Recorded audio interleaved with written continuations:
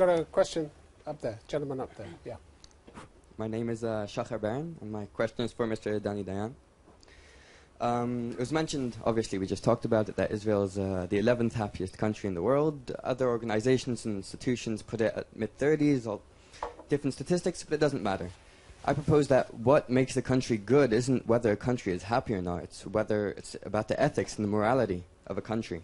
I agree. When soldiers and when we are conditioned and persuaded on a daily basis to subjugate and humiliate people and consider other human beings as less than human, I think that seeps in. And I think the soldiers, when they go home, when they go inside Israel after, whether they go home for the weekend, after 2 weeks, they bring that back with them. And we can see it when... Are you saying this from personal experience? Sure, definitely. Just the other week, when some border police soldiers were rough with some Christian tourists, another soldier of mine, a colleague, said she couldn't believe what they were doing. I mean, come on, they're people, not they're people, not Palestinians. And that, I think, resonates throughout much of the soldiers in the occupied territories. I personally serve in the Jordan Valley, and we can see it every day, how soldiers talk about what they're doing, how they act, how they look at these people not as other human beings, not as someone who's equal, but as someone who is less than them. And to think that, oh no, we can just leave that racism there, we can leave that xenophobia, no, they'll only be racist, they'll only humiliate Palestinians, of course not. And what this motion is how it will affect Israel. They'll bring it back to Israel. A few weeks ago, there was a border police soldier who was caught on camera beating up an Ethiopian Israeli in uniform.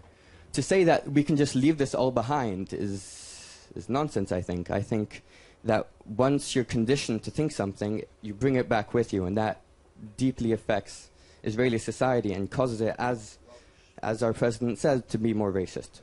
Danny Dayan. Well, I think that, my friend, you're not the only person that was in the army. I was also in the army. I have a daughter in the army. No, but don't dismiss and what he says just like that. I think that's demagoguery. Address what he says. Yes, address what he says. I think the guy is lying. I can't say it any other. You think he's lying? Yes, you just go out to him and tell him he's a liar. On the basis of what? Because you don't like it? You don't like it, so he's a liar. Yes, because he said that he is given orders to treat Palestinians as inhuman. And then he brought examples of some of his friends, of his colleagues, that are morons, that refer to Palestinians in a derogatory way. I challenge him to bring one case in which an official gave him an order to treat Palestinians inhumanly. You've never read Breaking the Silence? You've never seen the reports from Breaking the Silence? Breaking the Silence. He's not the only one who's saying this, Danny Dayan. Breaking the Silence is also one of those groups that are part of an orchestrated effort to delegitimize Israel. They're all liars. Now, again, I challenge the guy. He's here. I challenge the guy to give us one example with names, not just, he can do it off record if he wants, of an officer that in the Israeli army that gave him an order to dehumanize Palestinians. You've seen chapter and verse. It's in the Breaking the Silence report. Look, I don't consider. And people have the guts to go in front of the camera. Excuse me. Can I just say one thing? People have the guts. But they will tell you. Excuse me, Danny Dayan. There's no need to shout me down. Okay, I'm asking you a question.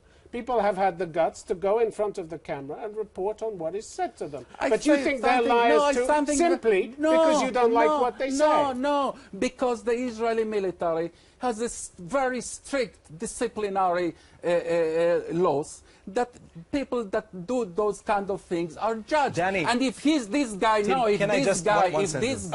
knows of a case in which an officer gave him or one of his colleagues an order to treat inhumanly a Palestinian, I challenge him to report that, and I assure you that that person will court-martial. We'll come back to him in a second. Danny, a situation where for almost 50 years, soldiers controlling a civilian population is, you have to be superhuman in order not to treat them the way they are being treated. We are not superheroes. We are human beings. And when you control through a gun then you see cases like that. It's inevitable. How can I treat seriously?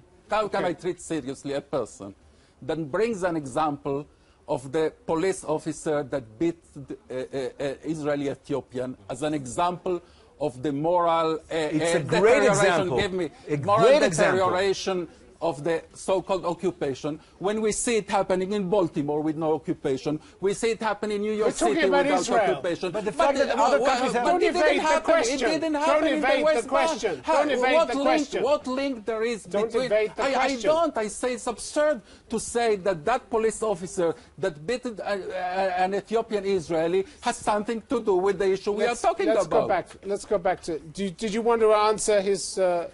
You've had enough, have you? Sure. You want to answer what he said? Sure. It's challenging what you said. Two main things. First of all, I'm not necessarily talking about a specific illegal order. We'll get to that too. But just the general attitude of the soldiers and commanders towards the Palestinian civilians, seeing how they... What do you mean a general attitude? Let him explain. Give us examples. Give us an example of an officer that gave you an order. I don't know what's an attitude. Instead of shouting him down, why won't you listen to him?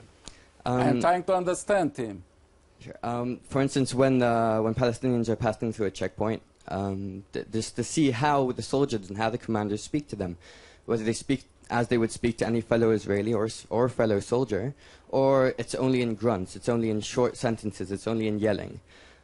Specifically, I can give an example of we were given an order, we were told that we're not allowed to take photographs with Palestinian children on some specific occasion. And if they try to just kick them away. But one thing I would very much like to make clear here, something that you said, oh, just give the name and number and they'll be court-martialed and it'll be dealt with and that's it. As if it's an isolated incident. Of course not. This happens everywhere. I hear this from all sorts of other units. I'm specifically in a combat unit, search and rescue. But you'll hear this everywhere. It's not an isolated incident. This is something that happens throughout the occupied territories. So whether it's the orders that are given or whether it's just a general attitude, I would definitely say that this seeps in and that this deeply affects Israeli society. Okay, there was a gentleman next to you.